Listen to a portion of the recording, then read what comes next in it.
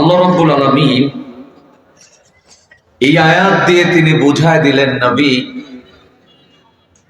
তোমাকে আমি কোমল হৃদয় দিয়ে পৃথিবীর জমিনে সৃষ্টি করেছি। তোমার হৃদয় যদি কঠিন হতো তাহলে লোকেরা তোমার সংস্পর্শে থাকতো না, বরং তারা তোমাকে রেখে অন্যত্রে চলে যেত। আল্লাহ নবী সাল্লাল্লাহু আলাইহি ওয়াসাল্লাম তিনি যে কোমল হৃদয়ের জাতির সামনে তিনি কোরআন এন্ড সুন্নাহর সহিহ কথা, তিনি তার আদর্শ, কমলতা, মলিনতা, ব্যক্তিত্ব, চরিত্র সবটার সমন্বয়ে জাতি গঠন করেছেন, যার কারণেই অল্প কিছুদিনের ব্যবধানে একটি জাহিলিয়াতের সমাজকে আল্লাহ রাসূল পরিবর্তন করে তিনি একটি সোনালী সমাজ জাতিকে উপহার দিতে সক্ষম হয়েছিলেন। ঠিক না ঠিক?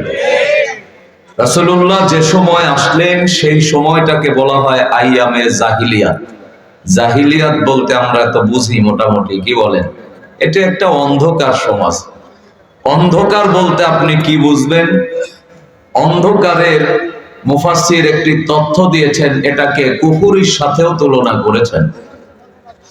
যে সময়ের মানুষগুলি ভালো কোনটা মন্দ কোনটা এটা বুঝতো না, আল্লাহর নবী যখন ভালো কথাগুলি তাদের সামনে উপস্থাপন করেছে, রাসূলুল্লাহকে বিভিন্ন ভাবে তারা গালিগালাজ করেছে, পথভ্রষ্ট করার চেষ্টা করেছে, আল্লাহর নবী ভেঙে পড়েন নাই, বরং তিনি তার আদর্শ দিয়ে জাতি গঠন করেছেন। মাত্র 13 বছরের ব্যবধানে আল্লাহর নবী একটি জাহিলি সমাজকে আলোর দিশা দিতে সক্ষম হয়েছিলেন। আলহামদুলিল্লাহ।